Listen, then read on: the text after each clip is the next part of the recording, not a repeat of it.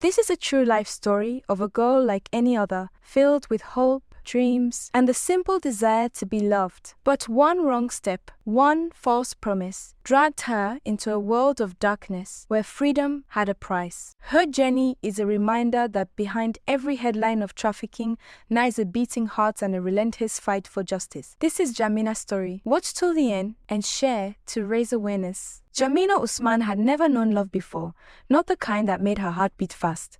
At 25, she had grown up in the busy packed streets of Jalingo, Taraba State. Her childhood was full of the sound of early morning prayers, the smoke of firewood in the evenings, and the sight of women who carried strength like men. Her mother, Fatima Kaberu, was one of those women. She worked as a caterer, cooking, and supplying food for weddings, naming ceremonies, and burials. She also runs her own canteen where she cooks and sells different local dishes, like tuwo shinkafa, masa, and many others. When Jamina was only 5, her father died from a car accident on his way to Yola for a business trip.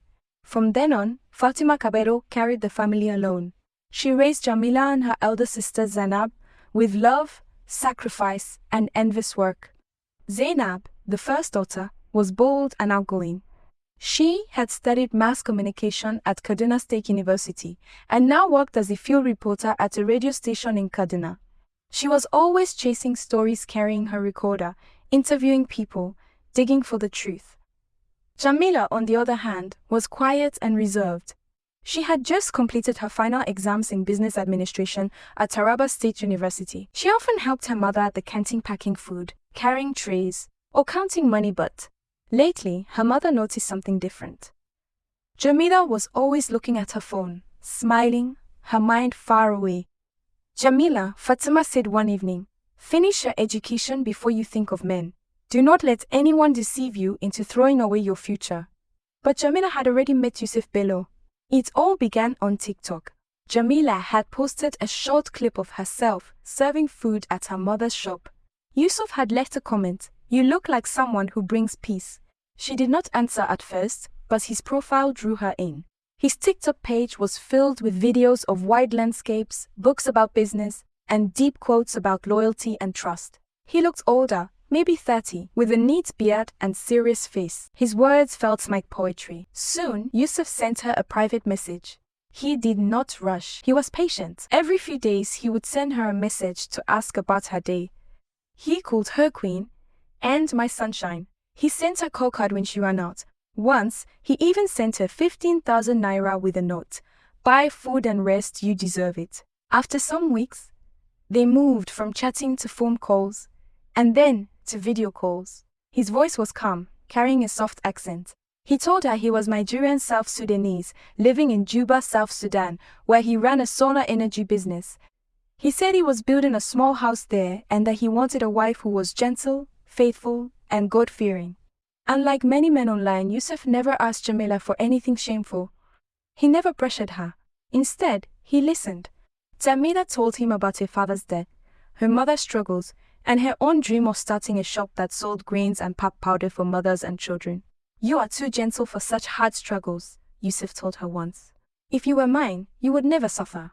One evening, Jamila was sitting with her mother outside their house, helping her pick beans. Her phone lit up with a message from Yusuf. "I want to see you. Come pay me a visit. Let us plan our future." Fatima noticed her daughter smiling at the phone. "Jamila, who is making you laugh like that?" she asked. Jamila hid the phone under her wrapper. "Just a friend," she said softly. "A man?" "Yes, Mama." "How well do you know him, Jamila?" "Mama, he has a business and he is a good man." Fatima sighed deeply. "Jamila, I will not forbid you from speaking to a man. But the internet hides many things. Someone can say he is a pilot, but cannot even drive a car. Mama, he is different. They all sound different, my child. Until you find yourself in a place where your feet cannot stand, do not go where you do not know." Jamila nodded, but her heart was already made up. 2 weeks later, she told her mother she had been chosen for a business training in Minna, Niger State. She even showed Fatima a flyer Yusuf had created. It looked so real, with her name printed in bold letters and logos of fake sponsors. Fatima gave her 8,000 naira for transport and packed food for the trip. "Give me your blessings, Mama," Jamila whispered, hugging her. May Allah protect you and bring you back to me safely, her mother said with tears in her eyes. That night, Jamila boarded a bus to Yola, then another to Mubi. At Mubi, she met a man named Tanko, who said Yusuf had sent him. His job was to help her slip across the border into Cameroon so the trip to South Sudan could continue. Jamila wore a long gown and a scarf. She felt scared and excited. They waited until the night was deep. Then they left the road and went through the bush paths into Cameroon. The ground was soft and sandy. Palm bushes scratched their quills. Their slippers crunched on the dry soil. Jamila felt like she was inside a film. The journey was dangerous and unreal. From the first town in Cameroon, they kept moving small buses, waiting places, and long, dusty roads always heading towards South Sudan. She thought of her mother, counting plates at the canteen. She thought of Zainab, holding her recorder and chasing stories in Kaduna. She thought of the flyer with her name printed on it, something that looked real but was only a lie made of paper and ink. The night air smelled of dust and animals. Somewhere far off, a baby cried and was quickly hushed. Jamila Usman kept telling herself the same thing. This is for love. Every step she had taken from Gedingo to Sokoto, then across the dry borders into Niger Republic, and onward through the Sahel, she whispered the same line. It is for love. When she finally crossed into Chad, dusty and weak, she met some strangers who guided her with firm voices and rough gestures, pushing her into old buses and waiting under the hot sun for hours. Jamila did not complain. She believed she was almost there.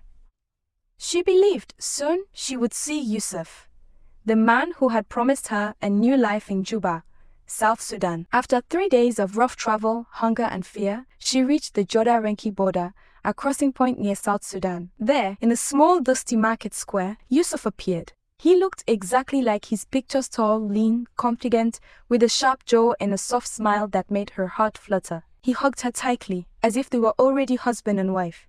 You, he whispered, looking into her eyes, you are even more beautiful in person. Jamila's tiredness melted. The fear of the journey seemed worth it.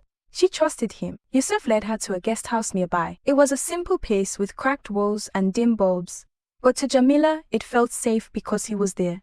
They ate spicy rice and meat together. He played soft music from his phone and told her stories about his business, his uncle, his family in Juba, and how she would soon meet them. He kissed her forehead gently and said, "Tomorrow I will take you to my uncle. Then we will start our life." Jamila fell asleep with a smile on her lips. But when she woke up, her world had changed. Her head throbbed. Her cheek burned. She blinked and saw stars of pain in her vision. Yusuf was standing over her, his face twisted with anger. He had struck her, and she could not understand why. "Yusuf, why did you hit me?" she asked, her voice trembling. He did not answer. Instead, he grabbed her wrist and yanked her up roughly. "You asked too many questions," he barked. His laugh was cold. "I gave you what you asked for, freedom. You just did not know the cost. From now on, you belong to me." Jamina's knees went weak. She stared at him, tears filling her eyes. "Please, Yusuf, I don't understand." He shoved her into a small, dark room with no windows. Inside was only a dirty mattress and a broken bucket in the corner. Jamila rushed to the door, begging him, but he slammed it shut and locked it with a heavy bolt. That was the beginning of her nightmare. For the first 2 days, Jamila screamed until her throat was raw. She cried, begged, and shouted Yusuf's name. She beat the door with her fists, but no one answered. Only footsteps passed now and then, and sometimes a plate of food was shoved under the door, dry rice, dirty water. The first meals she refused. By the 3rd day, hunger forced her to eat, even though her hands shook and her tears fell into the food. When Yusuf finally opened the door, his gentle smile was gone. His eyes were dark and hard. In his hand was a chain. "I warned you not to scream," he said. "Yusuf, you said you love me," Jamila whispered. He sneered. "I said what I needed to say. From now on, you don't talk unless I tell you. You don't move unless I allow you." He fastened the chain around her ankle and tied it to the wall. Jamila tried to fight him, but he slapped her again. This time the pain was so deep that blackness filled her eyes. When she woke up, she was still chained, her phone gone, the door locked again. At night, she curled up on the mattress, whispering her mother's voice in her head, "Don't go where you don't know." Why hadn't she listened? Yusuf came only when he wanted something. Sometimes to shout at her, sometimes to force himself on her. He told her she was lucky he even brought her there. "This is your home now," he said. "You are my wife. If you try to leave, I will kill you. I will tell the world you are nothing but a whore who ran away." Jamila's spirit began to break. Days turned into weeks. She stopped counting. Her body grew weaker. She vomited often and felt dizzy all the time. Her breasts ached, and she was always tired. At first, she thought it was stress and hunger. One evening, Yusuf's friend, a tall man named Adam, entered the room. He watched her shivering in a corner and said, "She has been vomiting for days. I think she is pregnant." Yusuf cursed under his breath. "Bring one of those nurses." Later that night, a man in a stained lab coat arrived. He barely looked at Jamila. She pricked her finger, waited a few minutes, then nodded. "She is pregnant, probably some weeks gone." Jamila's heart stopped. The room spun. She screamed once, then fainted. When she woke up, the truth weighed heavier than the chain on her ankle. She was trapped, carrying the child of her captor, in a strange land far from home. Back in Jalingo, her mother, Fatima Kabiru, was so restless. Weeks had passed with no word from Jamila. Zainab, who was still at her workplace in Kaduna, pressed her mother over the phone to report her missing. But Fatima shook her head, tears rolling down her face. "If we report, people will blame her. They will say she ran away with a man. They will shame us. Our family will be out there in the public." Zainab clenched her fists. "Then I will find her myself." She did not know how, but she knew she could not sit still while her sister was lost in a foreign land. Jamila, meanwhile, sat in the darkness of Yusuf's house, her dreams of love shattered, her body carrying a life she had not chosen, and her heart filled with fear of what tomorrow might bring. Fatima Kabiru no longer laughed. She sat by the window all day with her prayer beads. She did not go to the mosque. Neighbors whispered and asked questions. Still, no word from Jamila. Fatima called Jamila many times. She left voice notes and prayed. No answer. At last, Fatima called Zainab in Kaduna. Zainab had a loud voice on air and she did not fear the people in power. When she heard her mother call again, she knew things was really getting serious. She left the case she was currently working on and came home to Jalingo the same day. Zainab did not rest. She searched Jamila's room. She found a printed flyer in one corner of her wardrobe. The flyer said Jamila was to attend a business training in Mina. Zainab looked at the email on the flyer. It was fake. The logo was stolen. She typed the email on her laptop. The message bounced back. It was all a lie. Zainab found Jamila's notebook. Inside was a short phone number. The number had a foreign country code. Zainab felt cold. She called the number. It rang twice and then went off. She thought, what did you do, Jamila? That night, Zainab scribbled maps and papers on the floor. She traced the messages on Jamila's phone. She found the man's name on the messages, Yusuf Bello. His online account was locked now, but she found one old photo. The photo had a clock in the background and a small sign that showed a town in South Sudan. Zainab did not wait. She packed her bag. She told her friend Aisha, who was also her colleague, what she planned. Aisha was shocked. Do you have a passport? She asked. No, Zainab said. I will take a bus. I will go to the border like Jamila did. I will follow the trail. I will find my sister. Aisha tried to stop her, but Zainab had made her mind. She knew how to ask tough questions. She knew how to find paths people did not want seen. She promised her mother she would be careful. Zainab left Jalingo the next morning. She took the road south and east. She called people who knew how to move across borders. She spoke to drivers, traders, and a few fixers who moved goods and people along the dusty roads. She told them she needed help to find a missing sister. Some men were kind and gave leads. Some men were quiet and watched her closely. At a market town near the border, Zainab met a driver who once saw a woman matching Jamila's picture pass with a small group. The driver said the group moved toward Chad, then toward a town where big trucks go to South Sudan. Zainab followed their lead.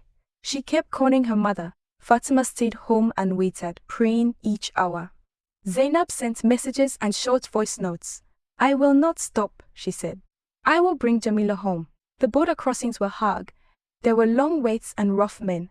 Zainab learned to move like the traders. She hid in crowds and kept her head down. At night, She slept in small hotels or on the floor of a waiting room. She ate little. Her only thought was Jamina's face and the small lines in her sister's notebook. Once, a man tried to ask too many questions. Zainab answered quickly and left. She learned fast. She used her voice and her training to get small favors and directions. People listened when she said she was a reporter. Sometimes it helped, other times it made people keep their distance. On the third week, Zainab reached a small market town near the border in South Sudan. She showed Yusuf's photo to shopkeepers and passers-by. One man remembered a young woman wearing a torn scarf who spoke Hausa, walking with two men toward the trucks that crossed the main route to Juba.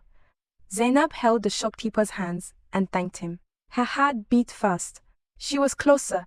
She felt the fear burn in her chest, but she moved forward. Back at home, Fatima prayed more each day. She kept Jamila's apron in the kitchen and touched it like she could feel her daughter. Each night she looked at the phone, hoping for a message. Zainab called when she could and sent reports of the towns she visited. I will not stop, she said again and again. Far away, chained in a room, Jamila listened to the small sounds of the house. She had no idea that her sister was tracing the same steps she had taken. She did not know that someone was coming for her. She only tried to keep a tiny hope alive in the dark one small promise. Zainab moved from town to town, following small clues. She did not know how the next day would look. She only knew one thing. She would find Jamila, or she would not stop trying. In a small, rusty shop where she had paused to gather her thoughts, a man approached her, his eyes curious. Even with her disguise, he could tell she was a foreigner and asked who she was. Zainab considered ignoring him, but on second thoughts, she decided to cooperate. Perhaps he could be of some help. He agreed and gave her a set of clear instructions. Don't speak unless I tell you.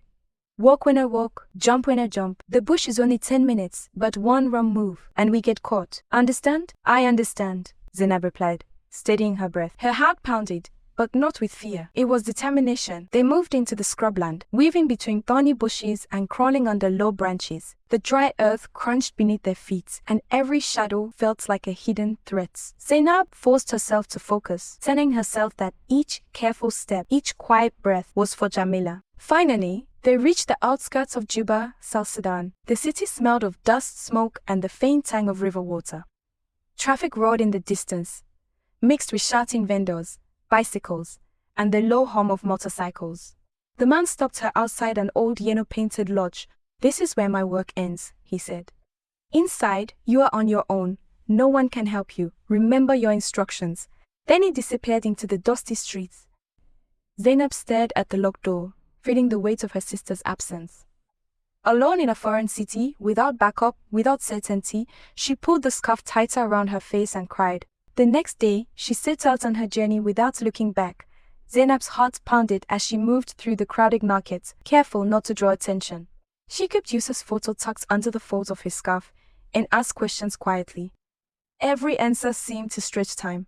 A few vendors shook their heads, others glanced nervously at the road, their eyes telling her more than words could. Finally, a young boy tending a fruit stall paused when he saw the photo. I've seen her, he whispered, glancing over his shoulder. She came with two men, like the woman in your picture. They went toward the main road where trucks leave for Koij. But be careful. That man she's with, he's not to be trusted. Zainab's pulse raced. She nodded, paying him quickly, and slipped through the narrow lanes toward the road the boy had pointed out. The sun was beginning to dip, casting long shadows across the dusty paths. Trucks roared by, honking as if to remind travelers of their urgency. She followed at a distance, keeping herself hidden behind baskets, sacks, and carts piled high with grain. Wearing a torn scarf around her head, which made her almost unrecognizable in the evening light. Zainab's fingers trembled as she held her phone. The message was short, cold, and unmistakable. Stop asking questions. Go back to Nigeria. Mass warning. Her heart thudded painfully, but she forced herself to breathe. Jamina's voice had been echoing in her mind for months. Fragmented memories of laughter, hope, and warnings. She couldn't ignore it, not now. Drawing a deep breath, Zainab remembered a tiny detail from one of Jamina's last calls. A yellow mosque. She found it in her memory as if it were a map. The mosque was small, peeling paint, and stubbornly standing near the edge of a crowded market. Behind it, a narrow alley twisted between houses of rusted zinc and cracked concrete. Bent satellite dishes clinging to the roofs. Children playing barefoot with sticks in the dust. Zainab swallowed hard and kept her steps quiet, praying that she wouldn't be seen. She has heard of a man around the neighborhood who could help her with her mission. His name is Mustafa, at the edge of the road, near a small collection of kiosks. Mustafa, the man she was looking was, he emerged from the shadows. She came to me once. She was weak, barely able to walk. I couldn't save her completely. Now you're here, and I would help if you trust me. Zainab's chest tightened. I have to find her. I can't leave without her. Mustafa's eyes darkened. The lines of worry etched across his face. It's dangerous. Yusuf Bello has eyes everywhere. He mows people often. Now Jamila is in a remote village called Kogai, close to Kunmai. Few outsiders ever come here. You are risking everything. I don't care, Zainab said, her voice steady. I will find her. That night, they traveled on a small battered van along dusty roads, squeezed between sacks and a few silent passengers. The vehicle smelled of onions and sweat, the metal frame groaning with every bump. Mustafa whispered instructions, always low, never attracting attention. Keep your head down, speak only when necessary. Watch your surroundings. Zainab swallowed hard, gripping the edge of her seat. Every kilometer felt like a test of her courage. Each village they passed blurred into another, until finally, the van rumbled to a halt in front of a small market. The sun had barely risen, bleaching the cracked earth and making the dry wind bite her skin. The village looked abandoned, though signs of life appeared. Chickens pecked along dusty yards, a few women carried water, and children ran barefoot between clay houses. Mustafa pointed to a modest compound, guarded by two men with serious eyes and long sticks. Jamila is inside, he said. You cannot storm in. We have to be clever. Zainab's stomach tightened, but she obeyed. Mustafa led her through thin scrub, past thorny bushes that scratched at her arms, and over uneven ground. They moved silently, the only sounds coming from distant dogs and the occasional truck engine.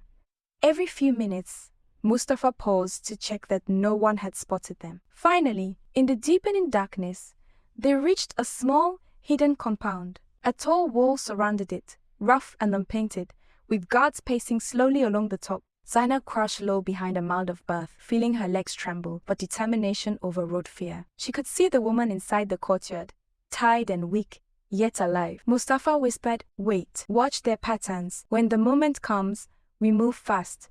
You must take her out quietly. Zainab nodded, her mind racing with thoughts of Jamila trapped inside the compound.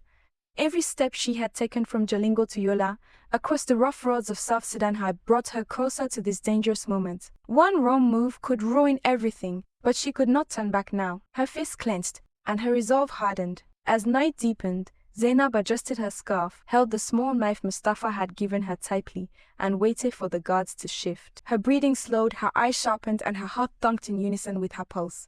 Tonight, she would either bring her sister back safe or risk losing everything. Zainab slipped inside, heart racing. The compound was oppressive, the walls cracked and dusty, sunlight barely filtering through narrow windows. And there she was, Jamila. Her hair was tangled, her gown wrinkled, and her stomach was beginning to swell. She hugged her knees, trying to make herself invisible in the dim room. Their eyes met, and Jamila's breath caught. Zainab lifted a finger to her lips. Don't react yet. Jamila blinked, disbelief written across her face. The fear in her eyes was raw, mirrored by the hopelessness of her posture. The hours dragged on. Zainab stayed silent, watching, noting guard rotations, the layout of the rooms, and Jamila's condition. Every sound, the creak of the floorboards, the clatter of utensils, the low hum of voices was amplified in her ears.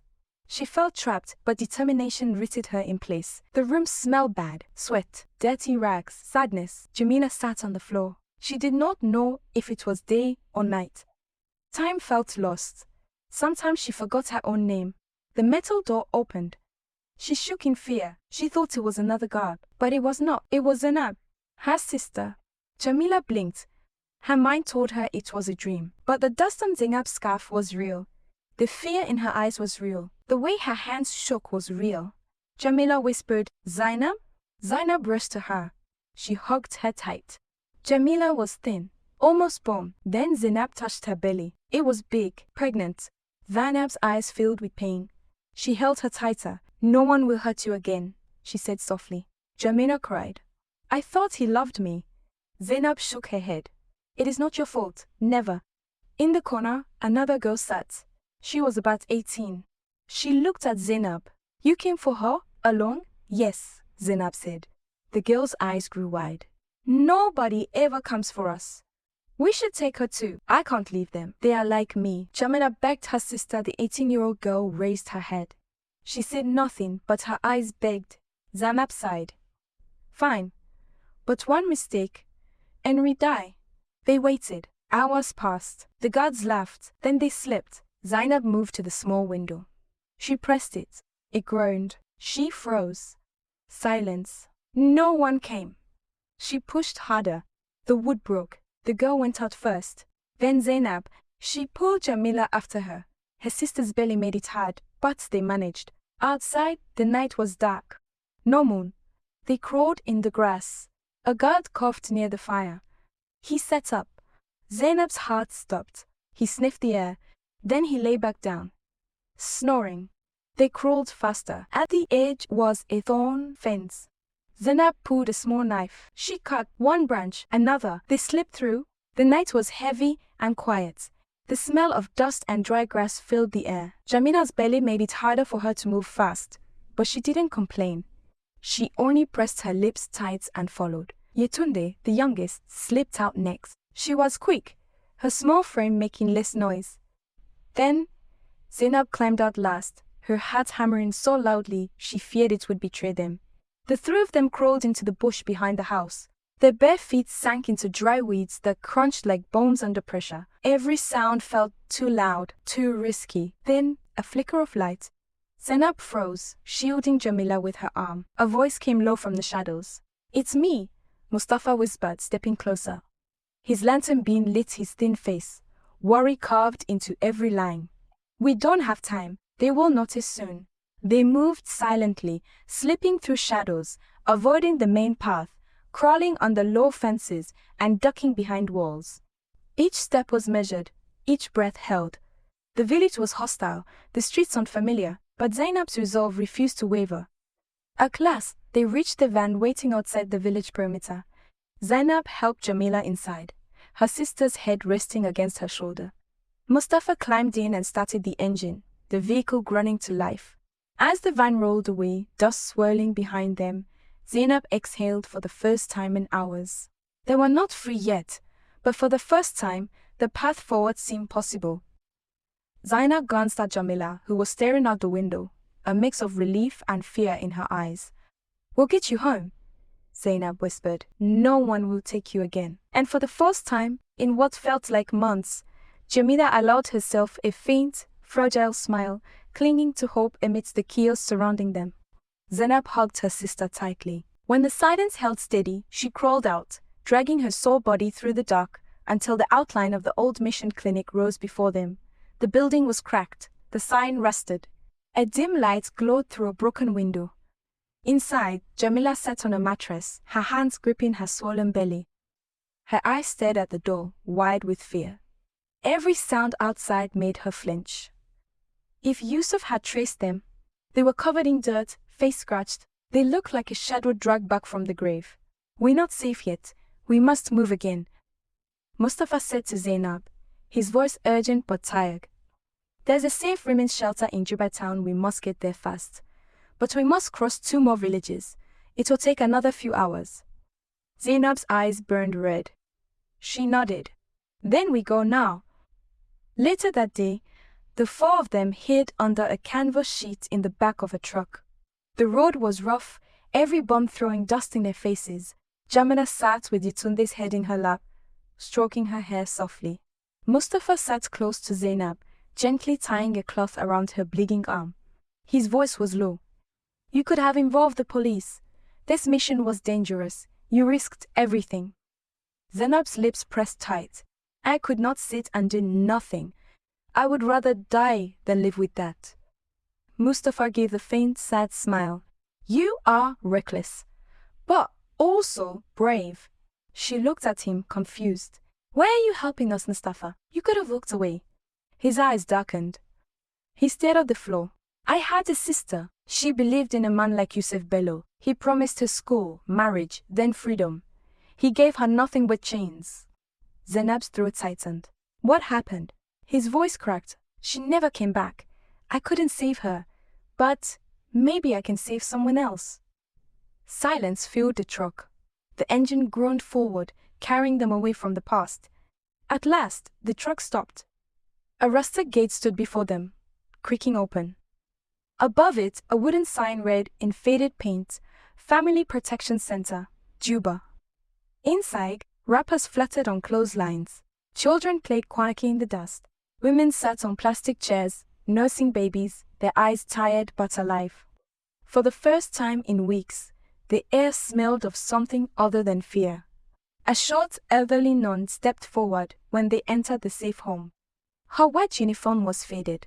One could tell it was no longer white, but something between white and brown, her eyes sharp but kind. She opened her arms. You are safe, she said in French at the center. Come in, my children. Come and rest. Zainab held Jamila's hand tightly. Jamila's knees shook, and her breath came out rough. The mom called for help inside. Two women hurried forward and guided Jamila into a small room. Inside was a thin mattress, a torn mosquito net, and a plastic jug of water with one cup beside it. Lie down, the nun told Jamila softly. Jamila obeyed without a word. She hadn't spoken since they left the bush. Her lips trembled, moving silently, like she was praying or still fighting to believe she was free. Zainab knelt beside her and placed her hand gently over Jamila's. I am here. You are safe now. He will not touch you again. Jamila turned her face slowly. Her eyes broke open with tears. I don't deserve this, she whispered. I lied to Mama. I disobeyed. I followed a promise with my eyes open. No, Zainab said firmly, holding her hand tighter. You only believed in love. You thought someone saw you. That is not a crime. Jamila broke into sobs. For the first time, Zainab didn't hush her. She let the tears fall, heavy and long, until sleep dragged Jamila's body down. That night, Zainab lay beside her on the old mattress. At first, they faced opposite directions, backs touching lightly. It reminded her of their childhood in Jedingoen. They shared a room, before silence grew between them. Jamila turned in the dark, her voice shaky. Zainab? This? Do you remember when I broke Mama's necklace and blamed you? Zainab chuckled softly. You said a rat chewed it. Mama beat me with a broom and prayed like I was cursed. Jamila laughed, her tears mixing with the sound. I remember, and I forgave you then, Zainab whispered. Silence again. Then Jamila's voice returned, softer. Thank you. For what? For coming for me. For still loving me. Zainab turned and wrapped her arms around her sister. I will always love you, Jamila. You're my only sister and will always be in my heart. 1 week later, they were on the road to the embassy. Getting there was not easy. Mustafa arranged transport through men who owed him favors. Jamila kept her scarf low, hiding her face. Itunde, pale and distant, had not said a single word throughout the journey. The compound walls loomed tall, painted in dull cream, with the South Sudanese flag fluttering faintly above the gates. Jamila's knees buckled as she leaned on her sister for balance, her scarf pulled low to cover her face. Zainab adjusted her grip on Jamila's arm while keeping her other hand firmly around Yetunde's thin wrist. The girl hadn't spoken since dawn. Her silence clung to them like a shadow. At the embassy gate, the guard's voice was flat, uninterested. Passports? We don't have passports. We are here for help. I am a Nigerian citizen. So is my sister and this girl. She was trafficked. The guard barely blinked. Appointment? We don't have an appointment, Zainab replied, her tone sharper now. But we are victims of human trafficking. I am a reporter in Kaduna State. My sister was abducted. This girl was forced into slavery. We need urgent assistance. The man stared at them, doubtful. Then he muttered, Wait here. They waited outside the gate for 1 hour. The sun was merciless. Sweat streamed down Zainab's back. Jamila eventually sat on the pavement, clutching her belly, her eyes glazed with exhaustion. Yetunde leaned silently against the wall, her hands trembling as if she was still expecting to be dragged away. Finally, the gates creaked open.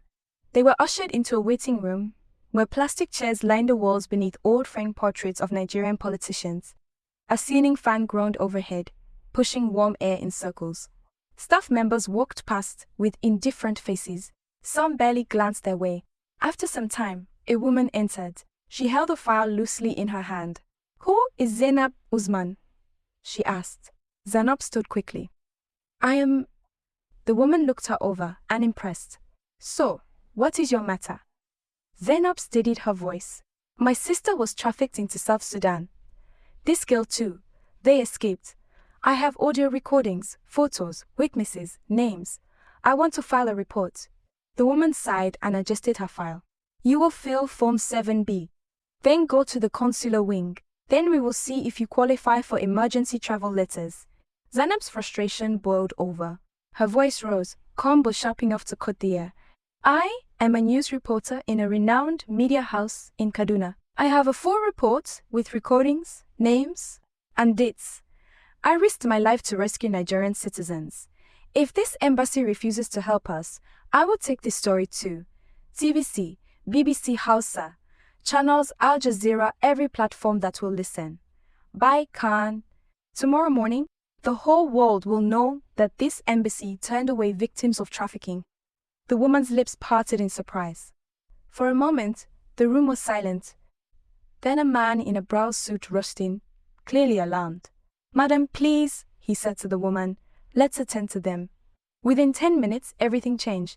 They were moved into a proper office. Water and food were brought. Their details were taken, photographs snapped, fingerprints pressed onto ink sheets. Zainab's file was stamped. "Urgent, immediate repatriation." Jamila was referred for medical care. Yetunde's case was flagged to a South Sudanese child welfare NGO. For the first time in weeks, Zainab sat back in a chair and breathed. She held Jamila's hand tightly. The nightmare was ending. They were going home. 1 week later, in Jeningo. The sun blazed high, hot and unyielding, as if it knew joy had returned to the Usman household. The small compound, once weighed down by whispers and shame, now brimmed with voices. Laughter spilled from the courtyard. Neighbors who had once murmured that Jamila had followed a man now came bearing gifts and prayers. Mothers clutched their daughters closer. Fathers shifted uncomfortably, hiding their guilt for what they had once assumed. Mama Fatima could not believe her eyes. She could not help but shed tears of joy as she embraces her daughter. "Thank you, God, you brought back my child. You gave me double joy. You covered my shame. You turned my mourning into celebration." Tears rolled freely down her cheeks, but she did not wipe them. She wanted the world to see her gratitude. Across the room, Zainab stood by the window, watching everything. The greetings, the food being passed, the hands laid on Jamila's shoulders. Her heart swelled, but her eyes remained steady on her sister. Then, a voice came softly behind her. She turned. It was Mustafa, holding a small white bag of medicine. "You kept your promise," Zainab said, stepping closer. "I told you I would," he replied. A small smile touched his lips. "I heard a new hospital is opening in Kaduna. They're looking for staff." Zainab raised her brows. "Oh, really?" "Yes," Mustafa said, his eyes twinkling. "And I might need someone to help me find the best suya spots in the city." She chuckled, her cheeks warming. "I think I know someone." Their laughter mingled softly, just beneath the hum of celebration around them. For a brief moment, the noise of the compound seemed to fade. Mustafa leaned in slightly, his voice lower. "Thank you, Zainab, for reminding me that good people still exist." She placed her hand over his. "And thank you for helping me bring my sister home. It wouldn't have been easy without you." They stood there, side by side, as joy filled the house, and life began again for the Usman. In the end, Jamila's story is not just about one girl's pain, but about the countless others who may never make it back home. Her journey reminds us that not every promise of love is real, not every opportunity is safe, and not every smile can be trusted. If there is one lesson, it is this: guard your dreams, question what seems too perfect, and remember, one wrong step, can change your life forever. If you enjoyed watching this story, like, share, drop your comment, and don't forget to subscribe to our channel for more powerful stories like this. Thank you for watching. See you in the next one.